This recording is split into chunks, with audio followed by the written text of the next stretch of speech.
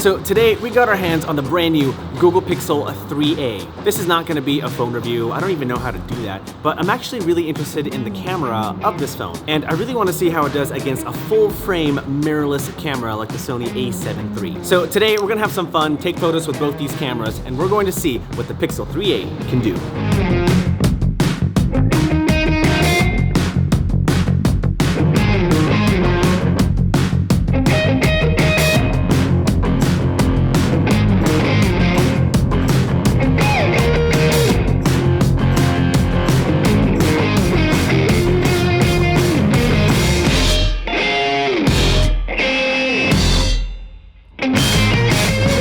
Okay, so now we're gonna play a game.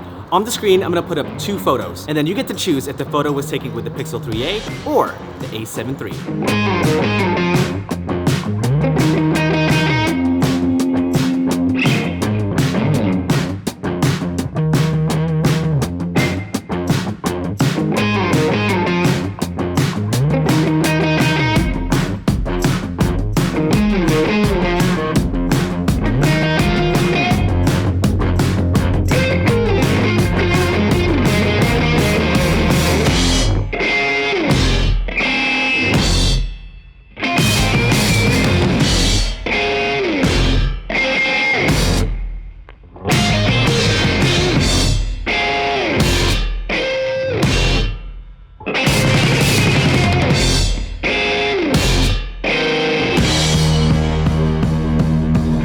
Okay, so some pros and cons about the Pixel 3a. Well, the camera is actually really good. 12 megapixels, it's good enough for small prints, and the portrait mode is just so killer. Since portrait mode is pretty much all software, you can actually control the depth of field of your images. Just open up the photo you want to edit, tap on the slider icon, go to where it says depth, drag the slider to the left to increase the depth of field, or drag it to the right to make it more shallow. If you do it too much, it'll look really fake, and so I find that finding a good middle ground makes it a little bit more believable. I don't know a whole lot about the camera itself, but I do know that it shoots at a constant f1.8 aperture, so that's super good for low light situations. As far as any cons, I mean, I really can't find anything bad about this camera. I mean, obviously it wouldn't replace a mirrorless or DSLR camera for professional work, but if you're just hanging out with friends and family and you still want to take some good photos without having to lug around your heavy gear, then the Pixel 3a is a really, really, really good camera and phone. I mean, it's a phone. It's a phone that has a camera.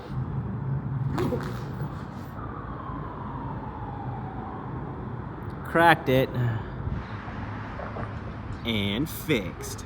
If you already have a Pixel 3, then obviously you don't need to get this phone. This is pretty much a stripped down version of the Pixel 3. But if you are on the market for a brand new phone that has a good camera and is also affordable, then the Pixel 3a might be the phone for you. All right, my nerds, that's all I got for you today. If you have any questions about the Pixel 3a, then definitely comment below and I'll do my best to answer them. You can also find me on Instagram and Twitter, so don't forget to follow me there. But I'm out of here. A thumbs up, subscribe, the bell, all those good things down below, and I'll see you in the next video. Bye!